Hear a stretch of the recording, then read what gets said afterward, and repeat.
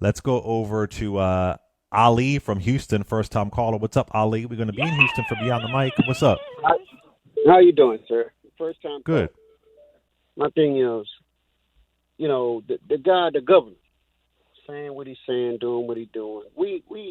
I don't blame them no more. I can't. They gonna do what they do and say what they say.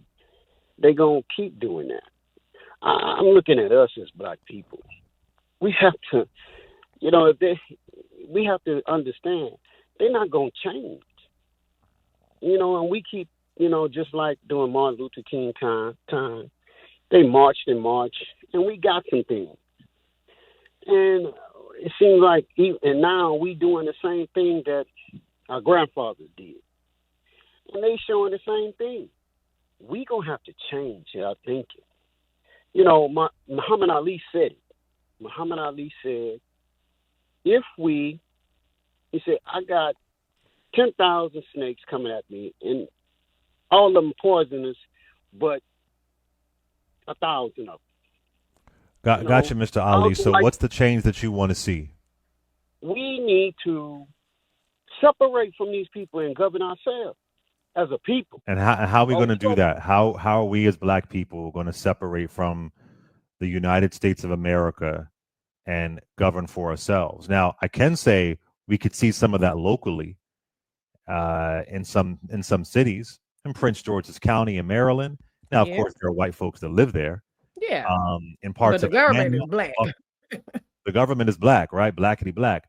Buckhead, Atlanta. Now, I'm not saying there isn't classism at all. There's certainly some classism among wealthier black folks and middle class or working class black folks, but there are examples of that. So, what exactly do you mean? what I mean is, see, when we in the United Nations went there for reparations, they asked us who we were. We said we were black people from America, African American.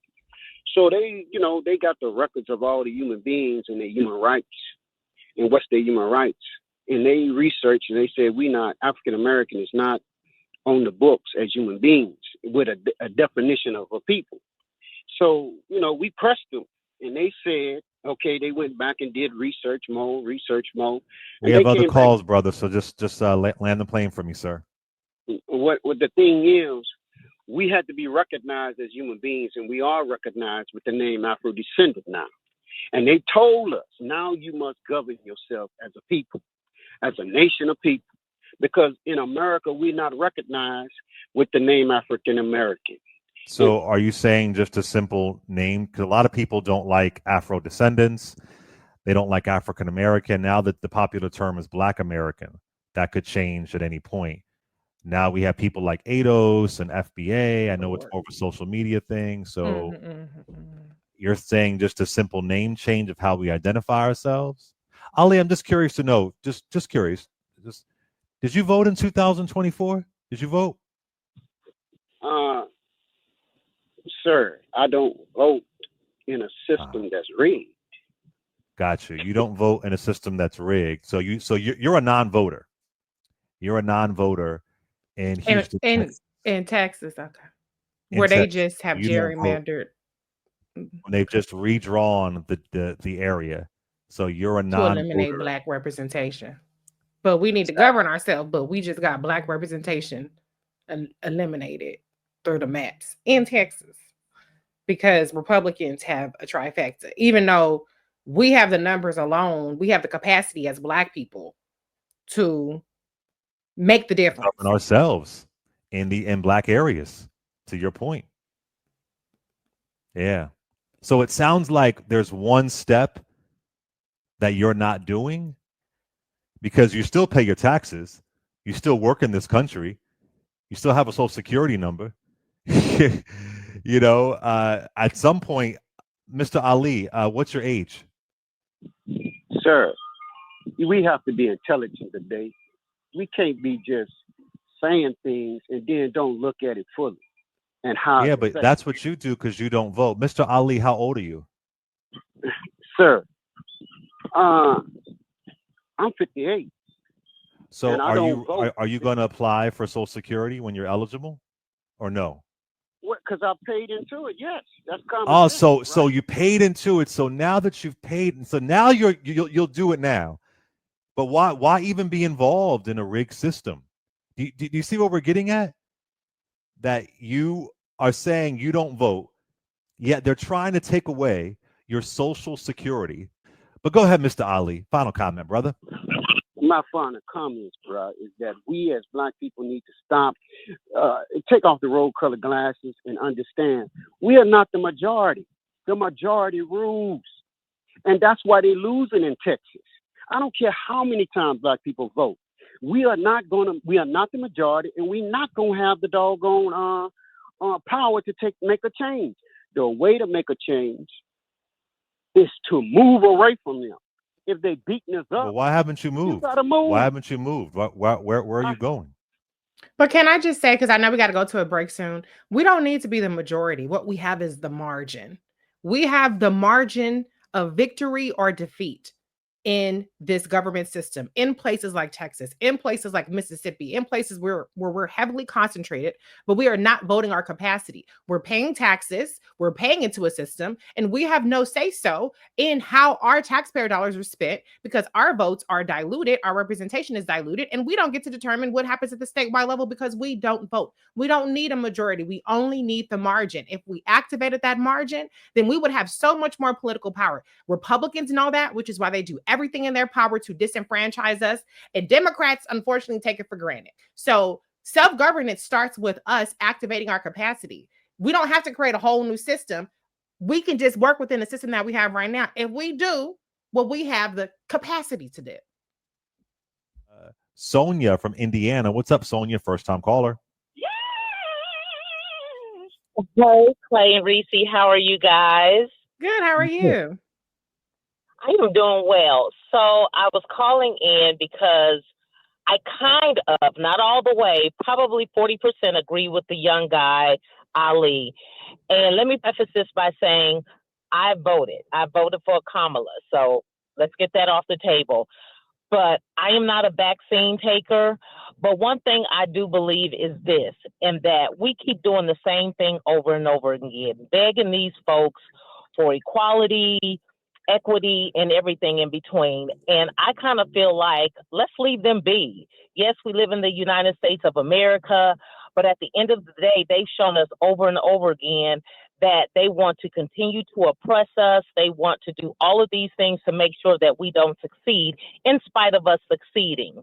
And so, Sonia, may I just add, though, I want to just put a little clarification there. I don't like the idea of Black folks are begging. What Black folks have been doing since the beginning of time in America we've been fighting, pushing, demanding, not on hands and knees begging. Harriet Tubman was not begging. Bishop Henry McNeil Turner was not begging. Yeah. Bayard Rustin was not begging. Fannie Lou Hamer was not begging. These were demands. You know, we've had to push this country into emancipation. We've had to push this country into civil rights. Mm-hmm. So I don't like the idea that we're just begging like some lazy, shiftless people waiting around for our government to treat us right. We have demanded it, and we've had progress because of that. Not perfect. Not perfect. But I don't think it's a beg. Every movement has had demands. So, and demanded that it happened. Now, you don't always get what you want, but I wouldn't put us in the category of beggars. I wouldn't do that. Go ahead, Sonia. Maybe. Go ahead, Okay, Sonia. so maybe begging was the wrong term. I apologize for that term. We've been fighting this fight for decades. And my thing is, at what point do we say, you know what, I'm going to let y'all have what y'all have? We know that they succeed without you all. We have succeeded without them. And that's why they want to continue to what does that look like, though? People say that. What does that look like? What are we going to give up? Are we going to throw away? What does that look like when you say that? What that looks like is this. When we were trying to get Kamala Harris into office, Black women raised over $1.5 million to get her there.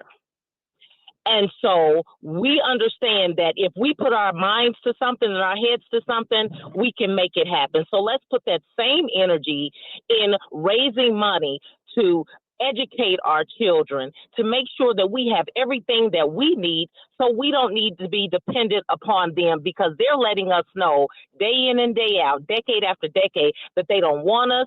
They don't want us around. They don't. We have our few allies in the Caucasian community, but at the end of the day, we don't need them to succeed and to live. Period. I know we want to be this democracy and all of that, but they have shown us, and they continue. But we're still part of this federal government. You know, I mean, we can't remove ourselves from it. But go ahead, Reese. Go ahead, Reese. Yeah, I don't know exactly who they is, because I feel like there is not a monolithic experience with Black political power throughout the country, because we already talked about, you know, Mississippi versus where I am in Maryland, where we have a Black governor, we have a Black woman senator. I'm in Prince George's County, we have a Black woman county executive. The county executive before her was the Black woman. The county executive before her was a Black man.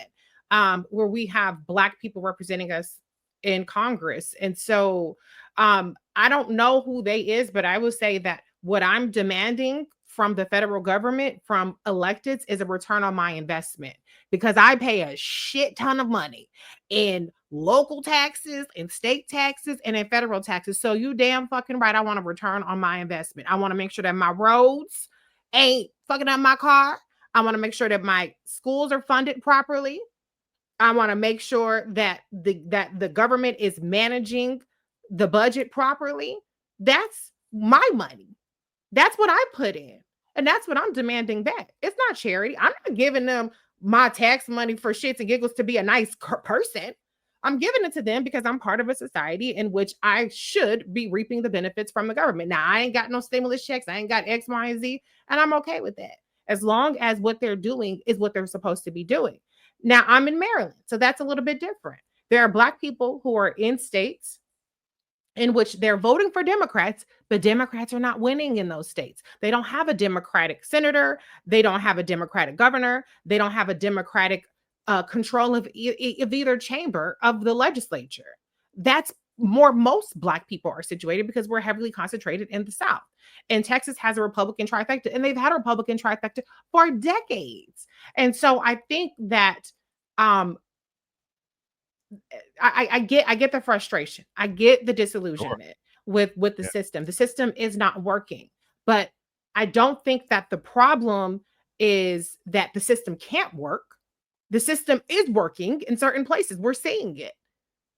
And I don't think that the measurement of working is simply that Black people have money in Prince George's County, or Black people have money in St. Charles County, or whatever. I think it's do you have the capacity to influence policy in where you are? And the answer is yes, in places where, because Maryland is 33% Black and we vote, then also the white folks are kind of liberal here. We're able to influence elections. And so I know I sound like a broken record here, but this has to go back to exercising our capacity. Now, if you're in Montana, you ain't got to fucking say if you Black. Okay? So just hang that up. But if you want to be in places where Black people have political power, you can move there, or you can activate people where you are. But no, we don't need anything from, I don't know if they're supposed to be white people. I don't know if they're supposed to be the government or whatever. It's not a matter of needing. This is an integrated society in which there's cost, benefits. Everything is in exchange of something. Our taxpayer dollars are in exchange for something. Our labor is in exchange for something, because we're not in slavery anymore. So we get paid, compensated for our labor, whether it's fairly or not. All of these things are part of being a part of a society. And I'm not going to allow my disillusionment and my resentment with the fact that Donald Trump's punk ass is president, or RFK Jr.'s funky ass is the HHS secretary. I'm not going to let that hinder my ability to advocate for myself. Power concedes nothing without a demand. Frederick Douglass said that.